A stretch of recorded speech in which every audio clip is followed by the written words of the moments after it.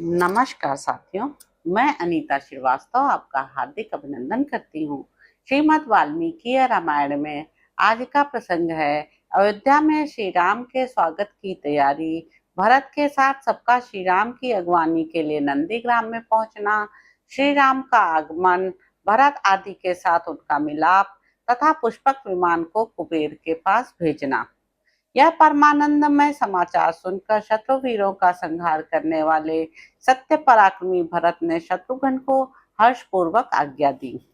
शुद्धाचारी पुरुष कुल देवताओं का तथा नगर के सभी देवस्थानों का गाजे बाजे के साथ सुगंधित पुष्पों द्वारा पूजन करें।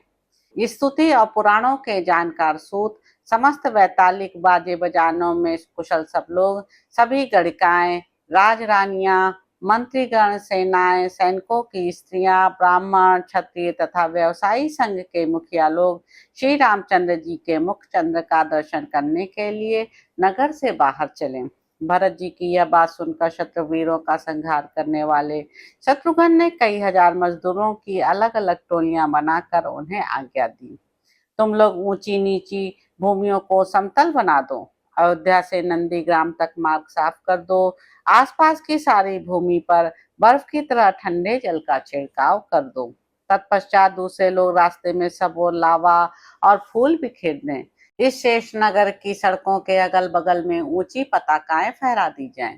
कल सूर्योदय तक लोग नगर के सब मकानों को सुनहरी पुष्पमालाओं, घनीभूत फूलों के मोटे गजरों, सूत के बंधन से रहित कमल आदि के पुष्पों तथा पचरंगे अलंकारों से सजा दें। राजमार्ग पर अधिक भीड़ न हो, इसकी व्यवस्था के लिए सैकड़ों मनुष्य सब और लग जाएं। शत्रुघ्न का वह आदेश सुनकर सब लोग बड़ी प्रसन्नता के साथ उसके पालन में लग गए।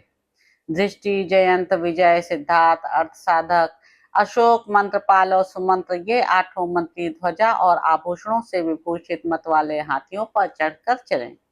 दूसरे बहुत से महारथी वीर सुनहरे रस्सों से कसी हुई हथनियों, हाथियों, घोड़ों और रथों पर सवार होकर निकले।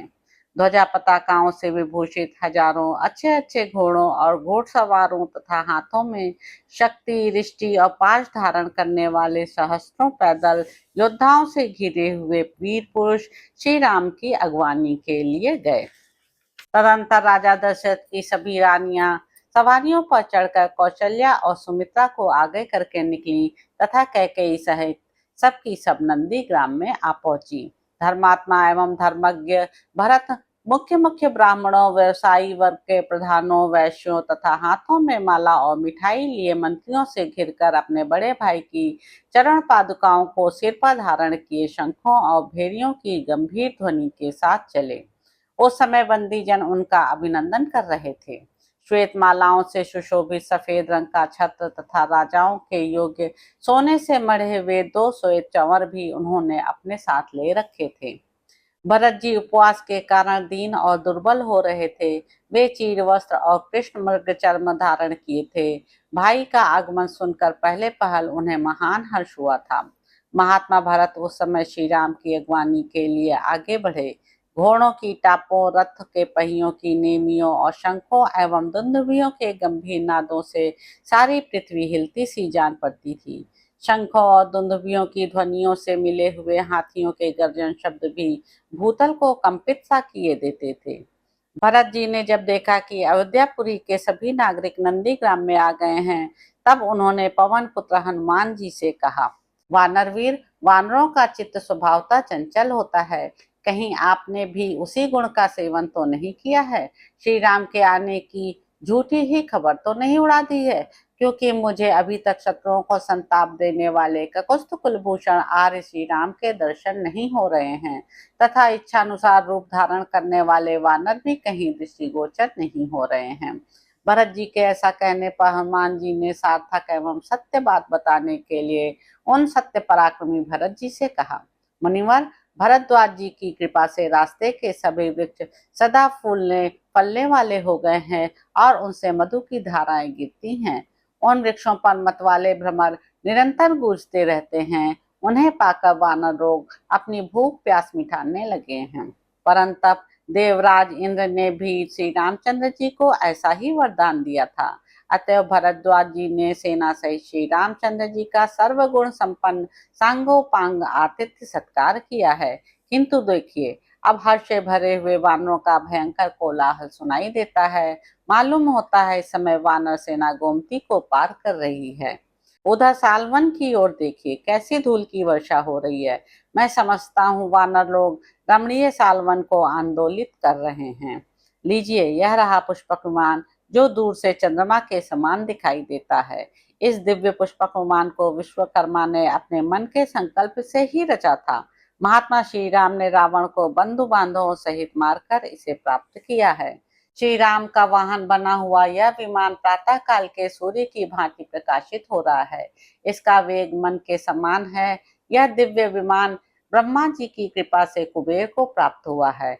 इसी में विदेह राजकुमारी सीता के साथ वे दोनों रघुवंशी वीर बंधु बैठे हैं और इसी में महातेजस्वी सुग्रीव तथा राक्षस विभीषण भी विराजमान हैं। हनुमान जी के इतना कहते ही स्त्रियों, बालकों, नौजवानों और बूढ़ों सभी पूर्ववासियों के मुख से यह वाणी फूट पड़ी, अहो, ये रामचंद्र जी आ रहे हैं। उन नागरिकों का वह हर्षनाद स्वर्ग लोक तक गूंज उठा। सब लोग हाथी, घोड़ों और रथों से उतर पड़े तथा पृथ्वी पर खड़े हो विमान पर विराजमान श्री रामचंद्र जी का उसी तरह दर्शन करने लगे जैसे लोग आकाश में प्रकाशित होने वाले चंद्रदेव का दर्शन करते हैं। भरत जी श्री रामचंद्र जी की ओर दृष्टि लगाए हाथ जोड़कर खड़े हो गए। उनका शरीर हर्ष से पुलकित था। उन्होंने दूर से ही अर्घ्यपाद आदि के द्वारा श्री राम का विधिवत पूजन किया। विश्वकर्मा द्वारा मन से रचे गए उस विमान पर बैठे हुए विशाल नेत्रों वाले भगवान श्री राम वज्रधारी देवराज इंद्र के समान शोभा पा रहे थे। विमान के ऊपरी भाग में बैठे हुए भाई श्री राम पर दृष्टि पड़ते ही भरत ने विनीत भाव से उन्हें उसी तरह प्रणाम किया जैसे मेरु के शिखर पर उदित सूर्य देव को द्विज लोग नमस्कार करते हैं। इतने में ही श्री रामचंद्र जी की आज्ञा पाकर वह महान वेगशाली हंस युक्त उत्तम विमान पृथ्वी पर उतर आया।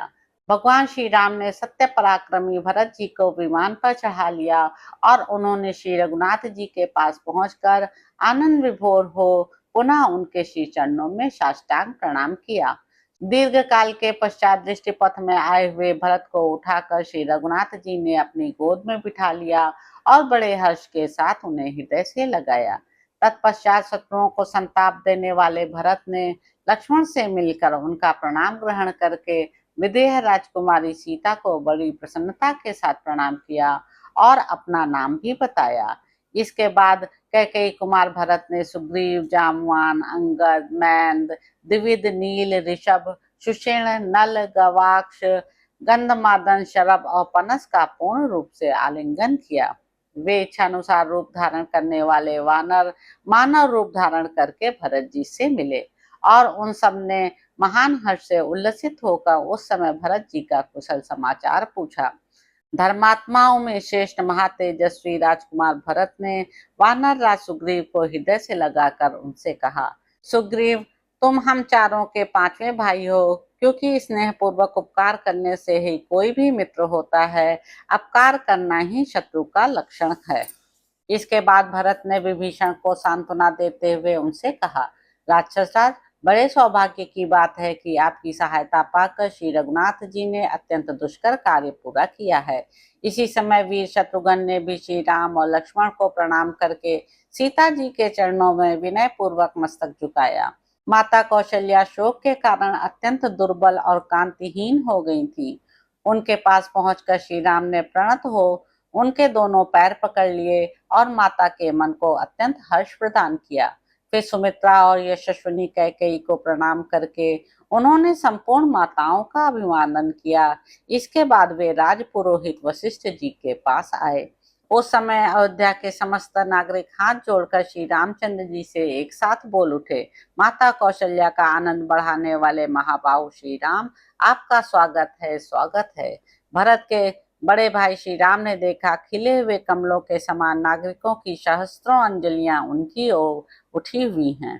तदंतर धर्मज्ञ भरत ने स्वयं ही श्री रामचंद्र जी की वे चरण पादुकाएं लेकर उन महाराज के चरणों में पहना दी और हाथ जोड़कर उस समय उनसे कहा, प्रभु, मेरे पास धरोहर के रूप में रखा हुआ आपका यह सारा राज्य आज मैंने आपके श्री चरणों में लौटा दिया। आज मेरा जन्म सफल हो गया, मेरा मनोरथ पूरा हुआ। जो अयोध्या नरेश, आप श्री राम को पुनः अयोध्या में लौटा हुआ देख रहा हूँ। आप राज्य का खजाना, कोठार, घर और सेना सब देख लें। आपके प्रताप से ये सारी वस्तुएं पहले से 10 गुनी हो गई हैं। भातृवत्सल भरत को इस प्रकार कहते देख समस्त वानर तथा राक्षस राज विभीषण नेत्रों से आंसू बहाने लगे। इसके पश्चात श्री रघुनाथ जी भरत को बड़े हर्ष और स्नेह के साथ गोद में बैठाकर विमान के द्वारा ही सेना सहित उनके आश्रम पर आ गए। भरत के आश्रम में पहुंचकर सेना सहित श्री रघुनाथ जी विमान से उतरकर भूतल पर खड़े हो गए। उस समय श्री राम ने उस उत्तम विमान से कहा, विमान राज, मैं तुम्हें आज्ञा देता हूँ, अब तुम यहाँ से देव प्रवर कुबेर के ही पास चले जाओ और उन्हीं की सवारी में रहो। श्री राम की आज्ञा पाकर वह परम उत्तम विमान उत्तर दिशा को लक्ष्य करके कुबेर के स्थान पर चला गया।